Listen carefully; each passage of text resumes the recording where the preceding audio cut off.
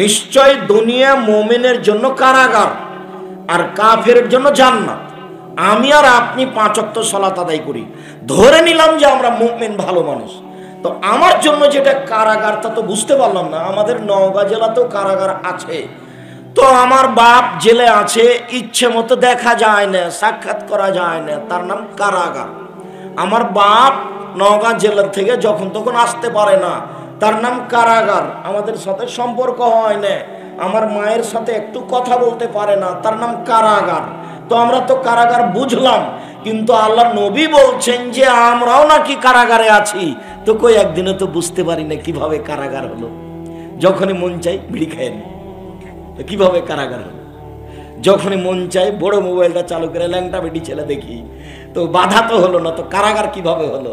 যখনই মন চায় দোকানে বসে আড্ডা পিটি, আর মাথায় টুপি থাকে, আর দোকান মানে একটা টিভি আছে, আর ওই মনে করেছে যে টিভি না দিলে তো মানুষ তো বসবে না, মানুষ না বসলে তো বিক্রিও হবে না। এখন সব মিলে এটা হয়ে গেছে।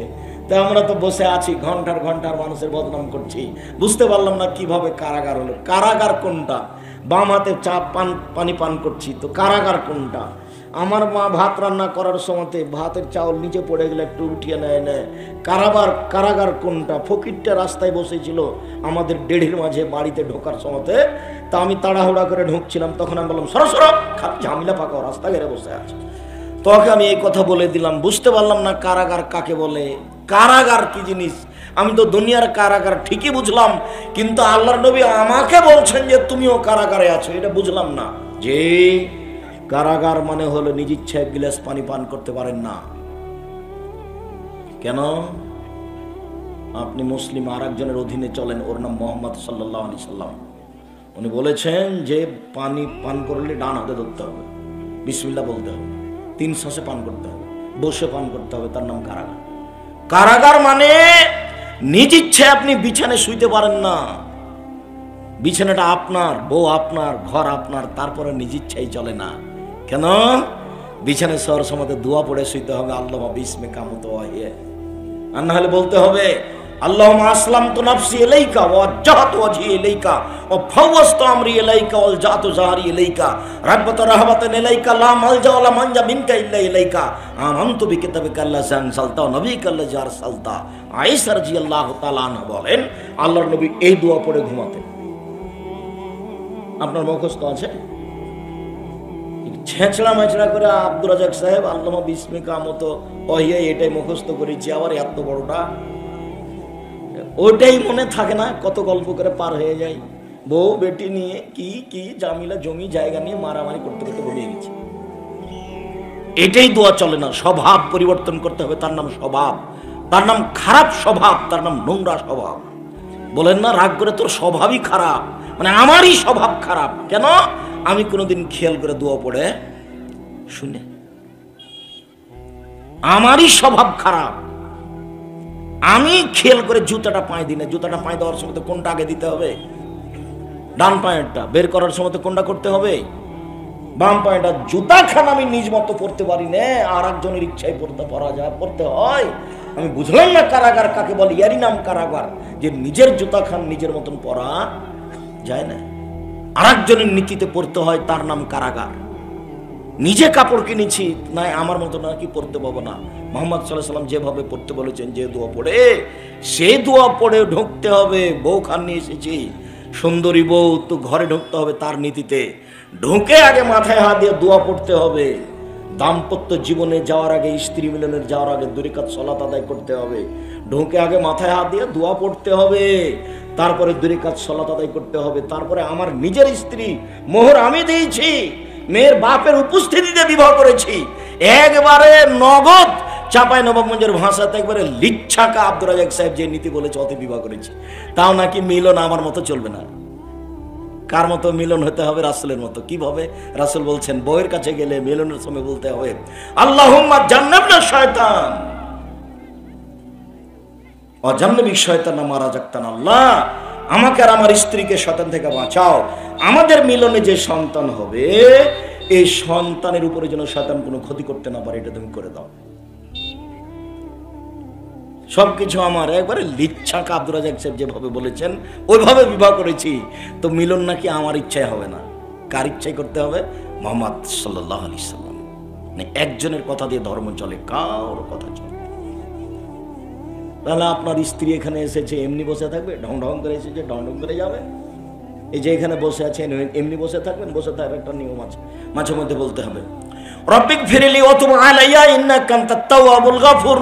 রব্বিক ফিরলি ওয়াতুব আলাইয়া, হে আমার প্রতিপালক তুমি আমাকে ক্ষমা করো, তুমি আমার তওবা কবুল করো, তুমি বড় ক্ষমাকারী, তুমি বড় তওবা কবুলকারী। আল্লাহ রাসূল কোন জায়গাতে বসলে কথাবার্তা বললে মাঝে মধ্যে এটা বলতেন, বৈঠকে না প্রায় 70 বার 100 বার বলতেন।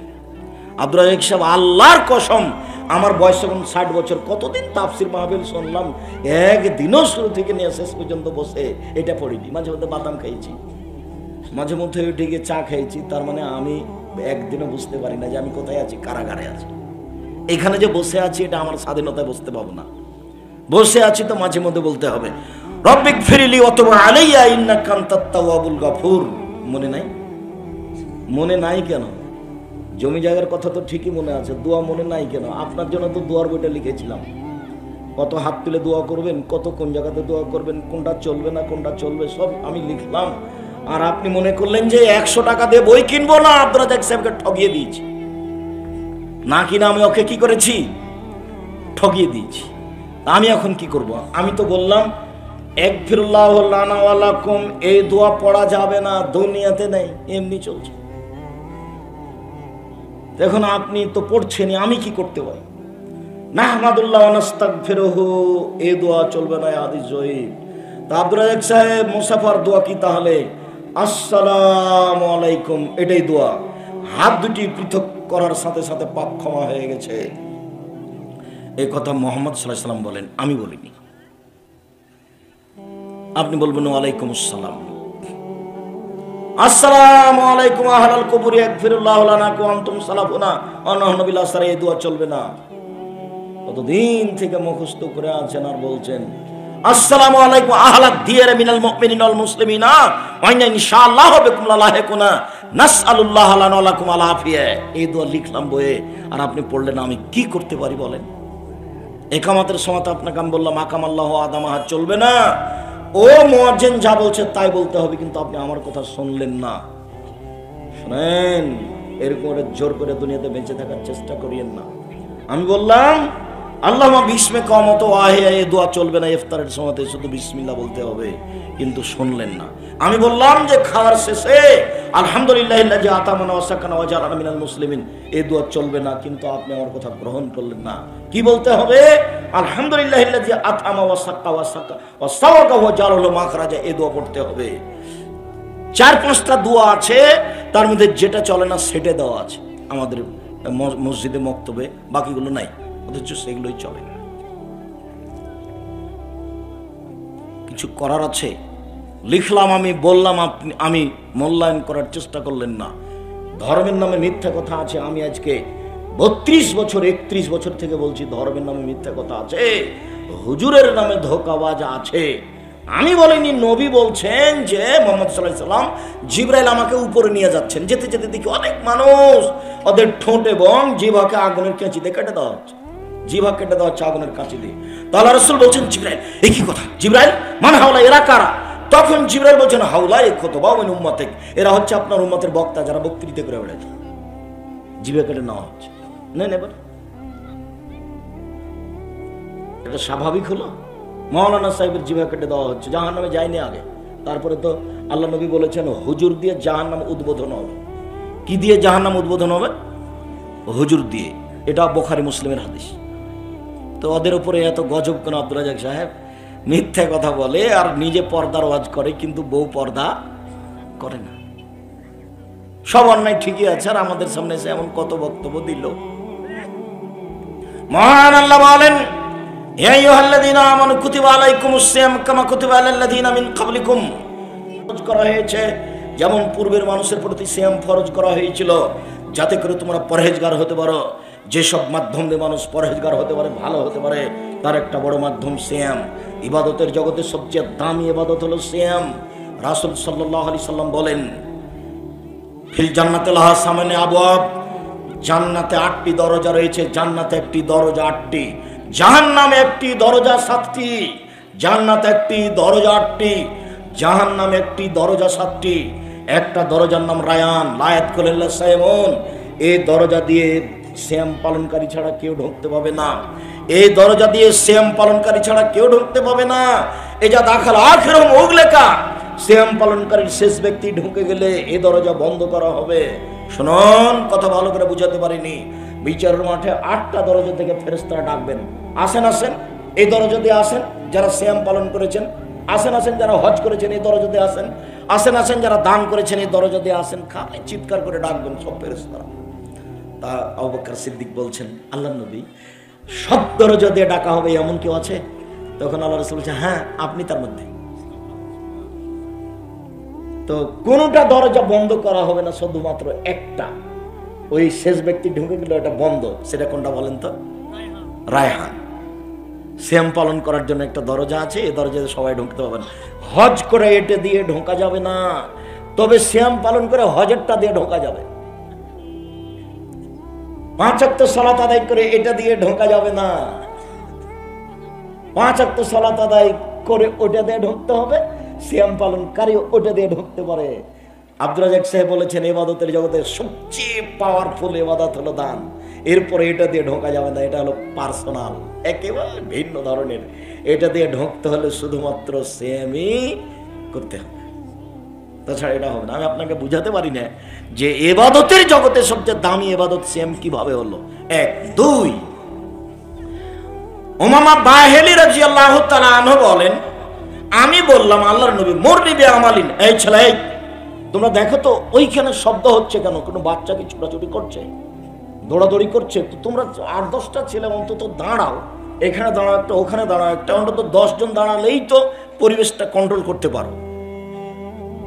তো এই গ্রামে যারা, এটা কি গ্রাম নয় নাকি? নাকি এই গ্রামে বাড়ি নাই? বাড়ি তো অবশ্যই আছে। এই গ্রামে যদি কোনো যুবক ছেলে না থাকে, তা আপনারা মুরব্বী মানুষ, আপনারাই যান।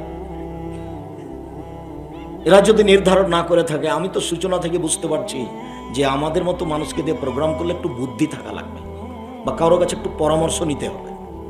হোমসিকেলি করলে তো হবে না। আমি একটা ছোট্ট প্রোগ্রাম করি, তাতে আমার 12 থেকে 15 লক্ষ টাকা খরচ হয়। এই যে আগামী বৃহস্পতিবার শুক্রবার হবে রূপগঞ্জ নারায়ণগঞ্জে, প্রায় আগে আর পরে নিয়ে তো 15-16 লক্ষ টাকা খরচ আছে। এখন আপনি জামিয়া সালাফে রূপগঞ্জ নারায়ণগঞ্জ তো দেখেনি, দেখার একটু স্বাদ হয় না আপনার? 50 বিঘা জমির উপরে এই প্রতিষ্ঠান, 50 বিঘা। মসজিদের জন্য যে জমি বরাদ্দ হয়েছে 200 শতক, 200 শতক, 6 বিঘারও বেশি গেলে মসজিদের জন্য। এক মসজিদের একতলাতে মুসল্লি সালাত আদায় করবে 10,000 একসাথে, একতলায়, ইনশাআল্লাহ। সেদিন উদ্বোধন হবে সামনে মার্চের 4 তারিখ, রোজ শুক্রবার। মাঝে মধ্যে চলে যাবেন ভুল করে, খুব যে একটা লন্ডনে যেতে হবে তা না, পাসপোর্ট করতে হবে না, ভিসা করা লাগবে না, গাড়িতেই যাওয়া যাবে। কিসে যাওয়া যাবে?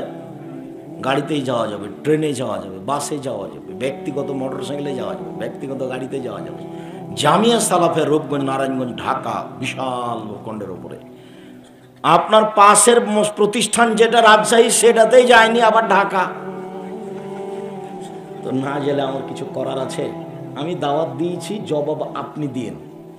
আমি দোয়ার জন্য দাবি জানিয়েছি যে দোয়া করবেন, আল্লাহ যেন জামিয়া সালাফে কবুল করেন।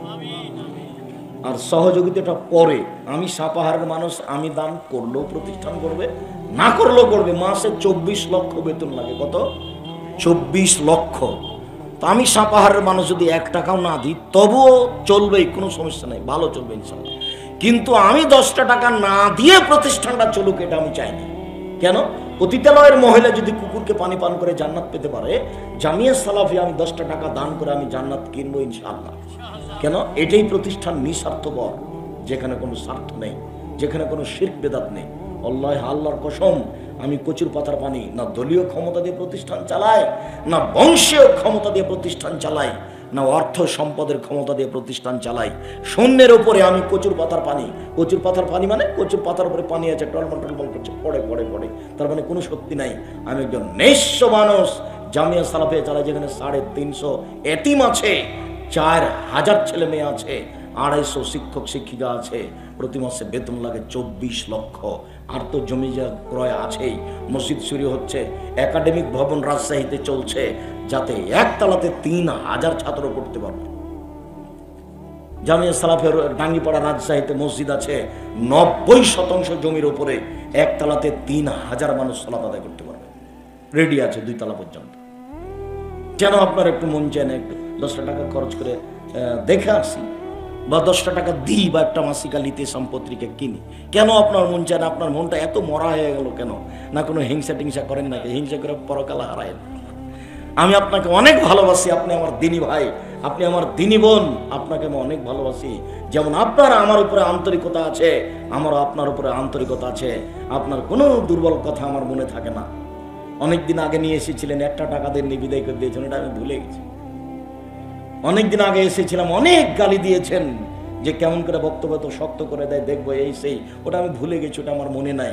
আপনি আমার সাথে যে আচরণ করেছেন, সে আচরণের পাল্টা প্রতিকার আমি করি না। যখন আমাকে সিলেটের ওই ওসি বলল যে আপনি খালি সিগনেচার করেন, মামলা আমি চালাবো, আমি বললাম আমি মানুষের বিরুদ্ধে চলি না, মামলা আমি করব না। যারা মেরেছে জব তাদেরকে ইহকালে পরকালে দিতে হবে, আল্লাহ তাদের হেদায়েত দান করুক। আমি পাল্টা প্রতিকারে যাই না। সিলেট কোর্টে উঠেছি, জজ আমাকে বলছে আপনি কি পিস টিভির আলোচক আব্দুর রাজ্জাক বিন ইউসুফ? জি। তখন আমাকে বলছে যে আপনার মামলা খারিজ করে দিল। আমি যখন সুনামগঞ্জ কোর্টে উঠেছি, তখন জজ আমাকে বলছে এইভাবে যে মামলার সাথে আপনার কোনো কথা নাই, মামলা থাক, আপনার সাথে আমার ভিন্ন কথা আছে। দিয়ে 15 মিনিট যাবৎ কথা বলল, এই বক্তব্য এই সে নিয়ে দুনিয়ার কথা। তারপরে বলল যে আপনার জামিন গ্রহণ করা হলো। ও বলেনি যে মামলা খারিজ করে দিলাম, কিন্তু সিলেট কোর্টের জজ বলেছিলেন যে আপনার মামলা কি করে দিলাম, খারিজ করে দিলাম। কোর্টে উঠে মানুষ এতক্ষণ কথা বলে, জজ ভুলে গেছে নিজের নিয়ম নীতির কথা। জজ এখন আমার সাথে গল্প করছে 14-15 মিনিট যাবত। আমি আপনাকে অনেক ভালোবাসি, ভালোবাসাটা বজায় রাখার চেষ্টা করিয়েন, আমার অনুরোধ। আমি আপনার দিনী ভাই, আপনি আমার দিনী বোন, আমার কথাটা অনুরোধটা রক্ষা করার চেষ্টা করিয়েন। অল্প হলে একটু কোরআন মাজিদ পড়বেন, দেখেন আমার কথা রক্ষা করেন। সূরা ইখলাস হলে আপনি 2-3 দিন 2-3 বার পড়বেন, আমার অনুরোধ রক্ষা করেন। দোকানপাটে বসিয়েন না, অনুরোধ রক্ষা করেন। 5 ওয়াক্ত নামাজ পড়েন, সালাত আদায় করেন, অনুরোধ রক্ষা করেন। বৃহস্পতিবার সোমবার শ্যাম রোজা থাকেন, এই যে শাবান আসছে রোজা থাকেন, অনুরোধ রক্ষা করেন, অনেক ভালো হবে। মরণ হয়েই গেছে বলতে হবে। এই যে সেদিন দেখছিলাম 40 বছর, আজ নাকি 60 বছর, কখন যে বয়স পার হলো, তার মানে মরণ চলে এসেছে। কেন আপনি এভাবে বেঁচে থাকতে চাচ্ছেন? একবারে মাটির মানুষে বেঁচে থাকেন এইভাবে না। জমির ধান যে কেটে নিল, লিখে ভাই যেটুকু আছে সেটুকু নিব, এইভাবে আপনি বেঁচে থাকেন। আমার নানি আমার নানাকে বলতেন যে আশেপাশে যে সব ধান কেটে নিল, তুই যাবা না? তো আমার নানা উত্তরে বলতো হুঁ। তো হুঁ যে বললে তো কি হলো? হুঁ মানে হলো ওটাই আমার নানার শব্দ।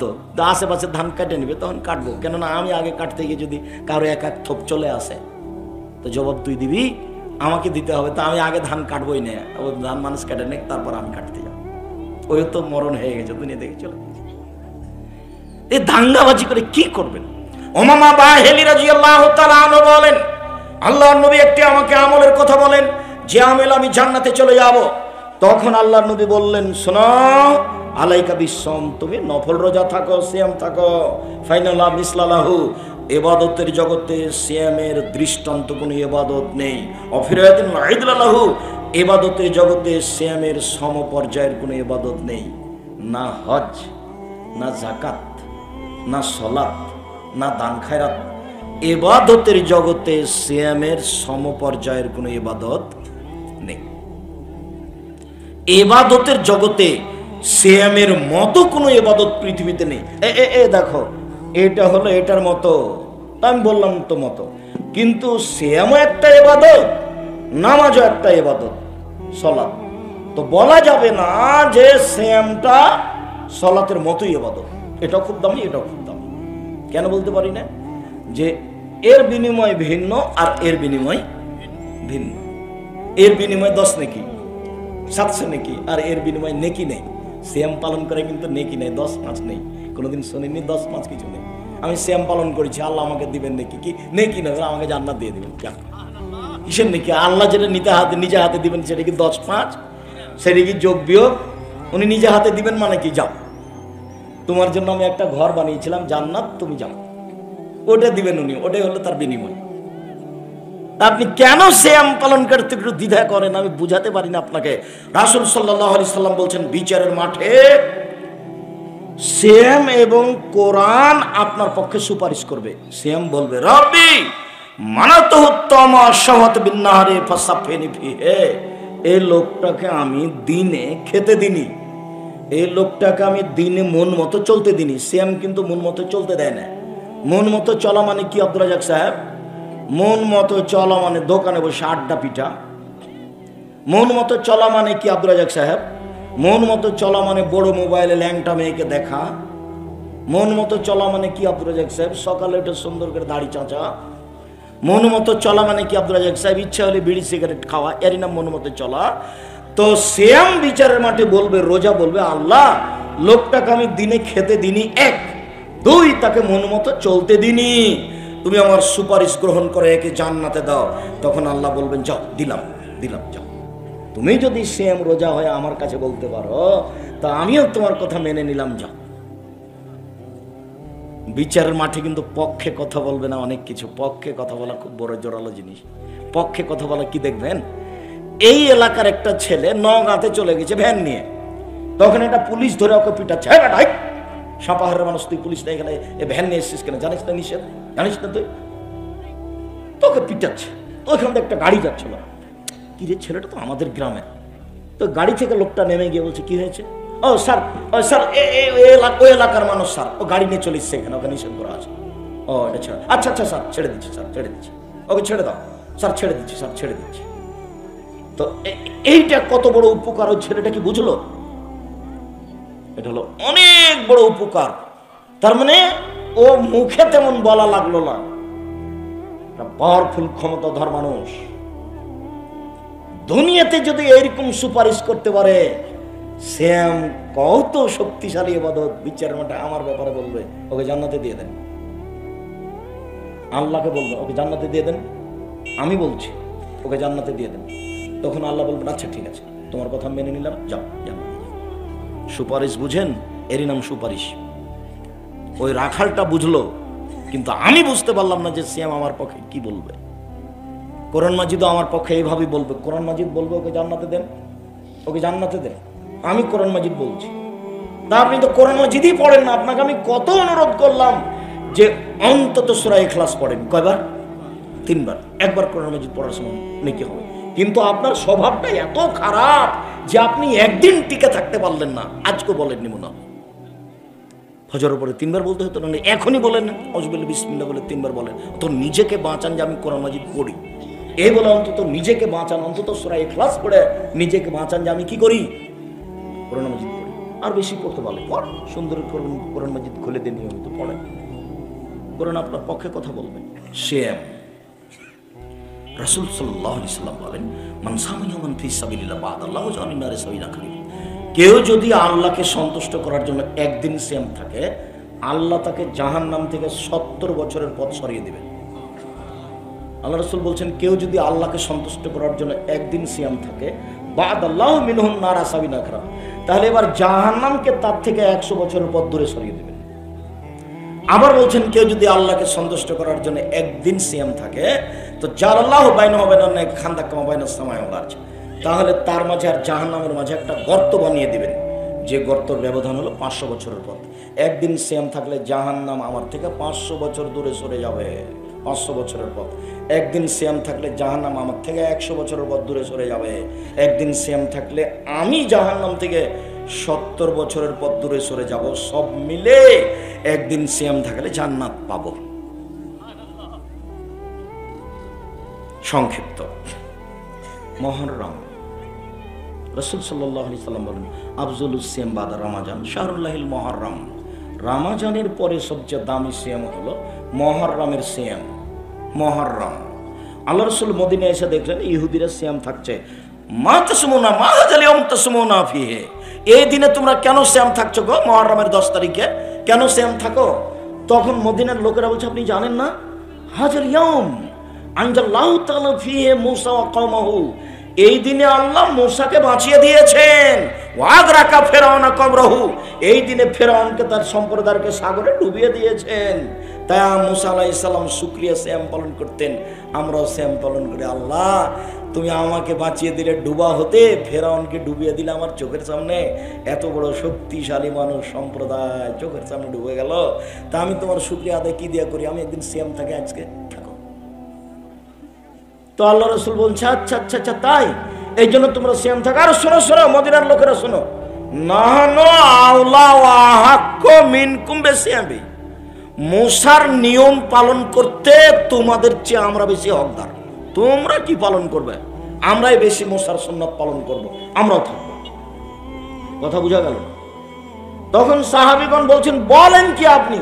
আপনি বলছেন যে ইহুদিদের বিরোধিতা করতে হবে, খ্রিস্টানের বিরোধিতা করতে হবে। ওরা তো মুহররমের 10 তারিখে সিয়াম থাকে, তো আমরা যদি থাকি তাহলে তাদের সাথে মিলে গেলাম। বিরোধিতা কি দিয়ে হলো? তখন আল্লাহ রাসূল বলেন হ্যাঁ ঠিকই বলেছ, ঠিক বলেছ। লাইন বাকাতা সানাতাল কাবেলা, আমি যদি সামনে বছর বেঁচে থাকি লাসুমান্না তাসিয়া, তাহলে 9 তারিখও থাকবো। 9 তারিখ হয়ে যাবে বিরোধিতা, আর 10 তারিখ হয়ে যাবে শুকরিয়া। মনে থাকবে না মনে হয় কথা? এই ছেলে দেখো তো তোমার পাশে মুরব্বী ঘুমাচ্ছেন নাকি, একটু অনুরোধ করো তো। মানে 9 তারিখ কি হবে? বিরোধিতা। আর 10 তারিখ কি হবে? শুকরিয়া। শুকরিয়াটা কে পালন করেছিলেন? মূসা আলাইহিস সালাম। কেন?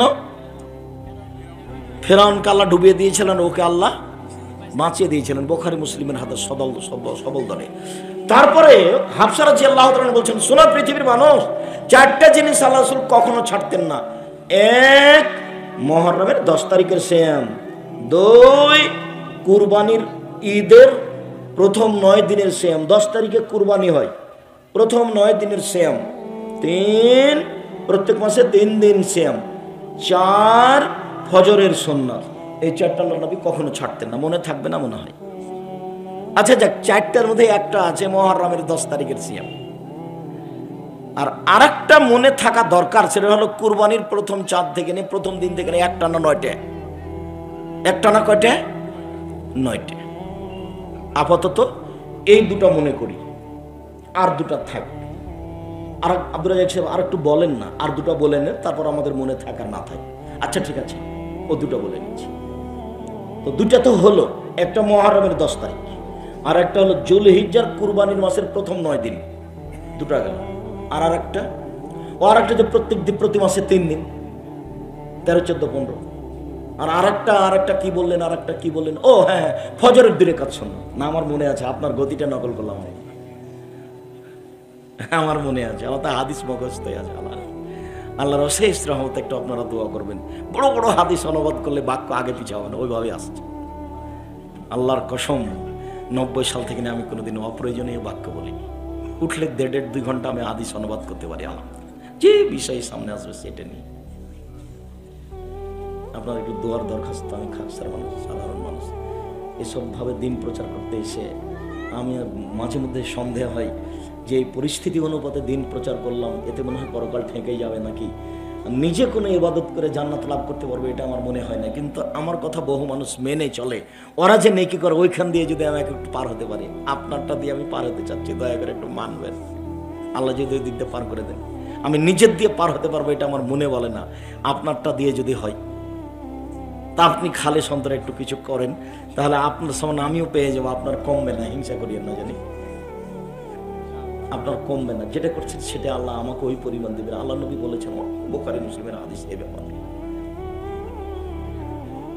আবার এই পদ্ধতিতে আল্লাহ রাসূল বলছেন, কেউ যদি কারোর জন্য দোয়া করে, আল্লাহ তুমি আব্দুর রাজ্জাক সাহেবকে ভালো রাখিও, তখন যেমন মুখ দিয়ে বলেছে আল্লাহ তুমি আব্দুর রাজ্জাক সাহেবকে ভালো রাখিও, তাকে কবুল করো, তখন ফেরেশতা পাশে আছে, তখন ফেরেশতা বলছেন অলাকাবে মুসলিম, তুমি তার জন্য যা বললে তোমার জন্য তাই, তুমি তার জন্য যা বললে তোমার জন্য তাই, তুমি তার জন্য যা বললে তোমার জন্য তাই। তুমি বললে আল্লাহ আব্দুর রাজ্জাক সাহেবকে ভালো রাখো, আমি ফেরেশতা বলছি আল্লাহ তুমি তোমাকে ভালো রাখো।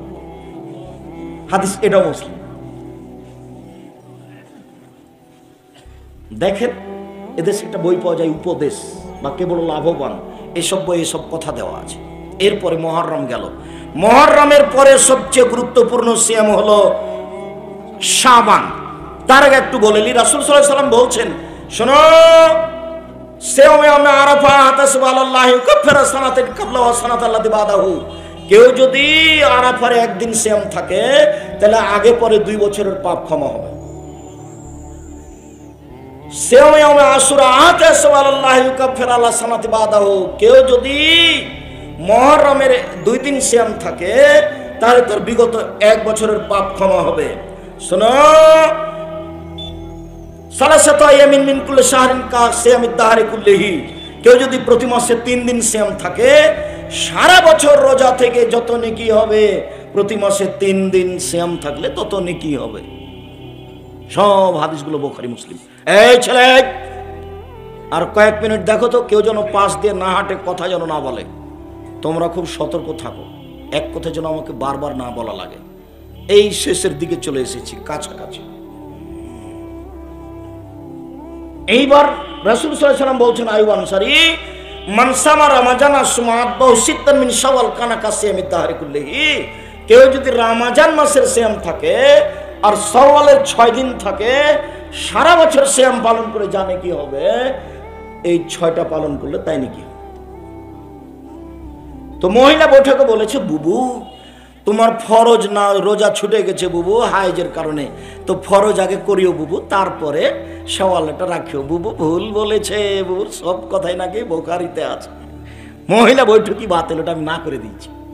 মহিলা মানুষ নিজের বাড়িতে দাওয়াতি কাজ করতে পারে, এই গ্রাম থেকে ওই গ্রাম, এ থানা খ্যাত ওই থানা, একেবারেই হারাম। আল্লাহ নবীর পরিবার কোনোদিন করেননি। আল্লাহ নবীর স্ত্রী একসাথে 11 জন ছিলেন। উনি বলে দিতেন, আয়েশা জি বলেন, তুমি ঢাকা, হাফসা তুমি চিটাগাং, জানাব তুমি রংপুর, আমি হলাম ময়মনসিং। একদিনে দেশ দখল। আল্লাহর নবী, আল্লাহর কসম, মুহাম্মদ সাল্লাল্লাহু আলাইহি ওয়াসাল্লাম তার স্ত্রীদেরকে কোথাও পাঠাননি এইভাবে দিন প্রচার করতে। তিনি নিজে যেতেন মহিলাদের এক জায়গাতে বসিয়ে দিন প্রচার করতে, তিনি নিজে যেতেন।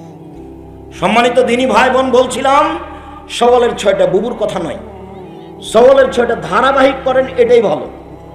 মাঝে মধ্যে ছেড়ে দিয়েও করতে পারেন, তবে শাওয়াল মাসে 6টা না, বুঝাতে পারি না নাকি কথা। আর ফরজ যেটা হাইজের কারণে ছুটে গেছে রমজান মাসে, ওটা মরা পর্যন্ত সময়, যেদিন পারবে করবে। আয়েশা রাদিয়াল্লাহু তাআলা আনহা বলছেন যে হাইজের কারণে যে রমজানের রোজা আমার ছুটে যেত, এগুলো আমি 10 মাস করতাম না। কোন ফাঁকে করতাম? আল্লাহর নবী বেশি বেশি সিয়াম থাকতেন সাবানে, আমি তারই ফাঁকে ওই হাইজে ছুটে গেলা করতাম 10 মাস পরে। বুবুর কথা কি দিয়ে ঠিক হলো? আয়েশা রাদিয়াল্লাহু তাআলা আনহার যে হাইজের কারণে রমজানের রোজা ছুটে যেত, ওগুলো তিনি কখন করতেন বলেন তো? আবার সাবানে। সাবান কিন্তু একটা রমজানের আগে গেছে, আবার যখন সাবান আসবে তখন। কেন উনি মরার চিন্তা করতেন না যে মরে গেলে থেকে যাবে? এটা আল্লাহ রাসূল অনুমতি দিয়ে রেখেছেন, যেদিন পারবে করবা। 5 বছর পরে করো না, করিও। সেইটাকে এখানে লাগিয়ে দিয়ে কি করেছে দেখেন। শাবান, রাসূল সাল্লাল্লাহু আলাইহি সাল্লাম বলেন, আয়েশা রাদিয়াল্লাহু তাআলা আনহা বলেন, কানা ইয়াসুমু শাবানা কুল্লাহু। আল্লাহ রাসূল প্রায় দিনই শাবানের সিয়াম পালন করতেন, প্রায় শেষের দিকে কয়েকটা বাদ দিতেন। উম্মু সালমা রাদিয়াল্লাহু তাআলা আনহা বলেন, লা ইয়াসুমু শাহরাইন মুতাতাবাইন ইল্লা শাবান রমাজান। আল্লাহ নবী পরস্পর 2টা মাস সিয়াম পালন করতেন, পরস্পর, আর কোনো মাস নয়। 1 রমজান 2 শাবান, 1 রমজান 2 শাবান, প্রায় 2 মাসই সিয়াম পালন করতেন। এবার ওসামা বিন যায়েদ বলেন, আল্লাহর নবী লাম আরাকা তাসুম মিন শাহর মিন আশ-শুহুরে মা তাসুম শাবানা। আপনি শাবান মাসে যত সিয়াম পালন করেন, অন্য মাসে তো তত সিয়াম পালন করতে দেখি না আল্লাহর নবী। আপনি একটু বলেন তো, শাবান মাসে এত বেশি বেশি সিয়াম পালন করেন কেন? আবার জিজ্ঞাসা, এই ছেলে এদিকে খেয়াল করো। এমন ভাবে বসে থাকবে পাখি যেন মনে করো তুমি পাথর, এক খেলে চেয়ে থাকো। জিজ্ঞাসা, আল্লাহর নবী শাবান মাসে বেশি বেশি সিয়াম থাকেন কেন? এত তো কোনো মাসে থাকেন না। জিজ্ঞাসাটা বুঝতে পারলেন না? কি জিজ্ঞাসাটা বলেন তো? আল্লাহর নবী আপনি শাবান মাসে এত বেশি সিয়াম থাকেন কেন? অন্য মাসে তো এত থাকেন না, এটা জিজ্ঞাসা। বলেন তো জিজ্ঞাসাটা কি? আচ্ছা, শাবান মাসে সিয়াম থাকার কারণ আমি বুঝলাম, কিন্তু আমার ভাষাটাই বলেন, ওটাই হাদিসে এসেছে যে আল্লাহর নবী আপনি শাবান মাসে এত বেশি সিয়াম থাকেন কেন? অন্য মাসে তো এত থাকেন না। এই জিজ্ঞাসাটা মনে থাকবে না? এইভাবে জিজ্ঞাসাটা মনে করেন তাহলে ভালো হবে। তাহলে আমি সাহাবের জিজ্ঞাসাটা পেশ করলাম, দেখি আল্লাহ রাসূল কি বলছেন। এবার রাসূল সাল্লাল্লাহু আলাইহি ওয়াসাল্লাম বলছেন, আরে শোনো শোনো, জাকা শাহরুন বাইনা রাজাব রামাজান, এই একটা মাস রামাজান রজবের মাঝে, এটা একটা মাস রামাজান রজবের মাঝে। একফল ফিহে নাস, মানুষেতে গাফেল থাকে, মানুষেতে গাফেল থাকে, মানুষ বুঝে না। ওয়াইনাল আমাল লিল্লাহি ইলা রাব্বিল আলামিন, পুরো বছরের পাপ নেকি এই মাসে আল্লাহর কাছে পেশ করা হয়। শোনো, পুরো বছরের পাপ নেকি এই মাসে আল্লাহর কাছে পেশ করা হয়। শোনো, পুরো বছরের পাপ নেকি রিপোর্ট এই মাসে আল্লাহর কাছে পেশ করা হয়। অনা উহিব্ব, আমি ভালোবাসি, আয়ুরফা আমালি ওয়ানা সায়েম, বাৎসরিক রিপোর্ট আল্লাহর কাছে পেশ করা হোক। তখন আল্লাহ দেখুক যে আমি সিয়াম আছি, দেখো দেখো তুমি আমি সিয়াম আছি, দেখো তুমি। এইটা চাইতেন এই জন্য, কিন্তু তার জানা ছিল না কোন দিন, কিভাবে ভারত বাংলাদেশ পাকিস্তানের আমার মাঝাবি ভাইরা জেনে নিল সেদিন নাকি 15 সাবান। তাই তারা কলকারখানা, অফিস আদালত, কোর্ট কাছারি, শিক্ষা প্রতিষ্ঠান সবকিছু বন্ধ করে এদিন সিয়াম থাকে, ভুল হিসাব। সেদিন সিয়াম থাকা যাবে না। যে প্রতি মাসে থাকে 13, 14, 15 সেও থাকবে। আর যদি না থাকে বাস প্রথম তারিখ থেকে 1 টানা 15 এর মধ্যে হয়ে যাবে। আল্লাহ আমার বাৎসরিক রিপোর্ট পেশ করার সময় দেখো যে আমি সিয়াম আছি, দেখো আমি খুব ভালো অবস্থায় তোমার সামনে আমল পেশ করতে চাচ্ছি। এটা হলো কারণ। সাপ্তাহিক রিপোর্ট পেশ করা হয় কোন 2 দিনে? বৃহস্পতিবার আর সোমবার। আল্লাহ রাসূল এই 2 দিনে সিয়াম পালন করা ভালোবাসতেন। এই আশায় দেখো সাপ্তাহিক রিপোর্ট দেখো আমি সিয়াম আছি, দেখো তুমি সাপ্তাহিক রিপোর্ট দেখো বৃহস্পতিবারে আমি সিয়াম আছি। তাহলে এখন রিপোর্ট পেশ করার সময় নিজেকে ভালো প্রমাণ করার জন্য দিয়ে আমি কোরআন মাজিদ পড়ি, এটা তাকে দেখান। এরপরে আমাদের বই পুস্তকগুলোকে একটু মূল্যায়ন করিয়ে, টাকা এমনি খরচ হয়ে যায়, এর পিছনে আমার অনেক শ্রম আছে। তার সবচেয়ে যেটা বেশি শ্রম আছে সেটা হলো মাসিক আল ইতেশাম পত্রিকা। 50টা প্রশ্নের উত্তর আছে, 10 জন মুফতি আছে, 15-16 জন কর্মচারী আছে, লক্ষ লক্ষ টাকা ব্যয় আছে। জামিয়া সালাফের মুখপাত্র, জাতির মুখপাত্র পত্রিকা মাসিক আল ইতেশাম পত্রিকা। 25-30 টাকা যেন আপনার কাছে বড় মনে না হয়। সবাইকে আমি নেওয়ার জন্য অনুরোধ জানাচ্ছি, আর এলাকায় এজেন্ট হওয়ার জন্য অনুরোধ জানাচ্ছি। অন্তত 10 জনের জিম্মেদারি নেন, আল্লাহ খুশি হবেন। 10টা পত্রিকা আপনি নেবেন, বলে দিবেন, ওরা পাঠাবে, আপনি 10 জনের কাছে পৌঁছে দিবেন। দিনের কিছু না করতে পারলে অন্তত এইটুকু কিছু করেন। আর যত বই আছে, আব্দুল্লাহর বই আছে মিন্নাতুল বারি, আপনার সবার প্রিয় সন্তান আব্দুল্লাহ বুখারীর ব্যাখ্যা লিখছে মিন্নাতুল বারি। 250 টাকা বড় কথা নয়, খুব গুরুত্বপূর্ণ বই, সেটা নেন। আমি একটা সলাতের উপরে নামাজের বই লিখেছি, সেটা নেন। একটা নতুন পোশাক বই আছে, সেটা নেন, নতুন বের হয়েছে। এইগুলো আরও সাথে সাথে যত বই আছে, কে বড় লাভবান কে বড় ক্ষতিগ্রস্ত, আদর্শ নারী আদর্শ পরিবার। আব্দুল্লাহর আর একটা বই আছে রিজিক, আব্দুল্লাহর আর একটা বই আছে রিজিক।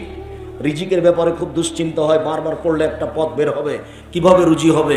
দিনী ভাই বোনকে স্টেজ থেকে বইগুলি সংগ্রহ করার অনুরোধ জানিয়ে আমার আলোচনা আমি এখানে শেষ করলাম।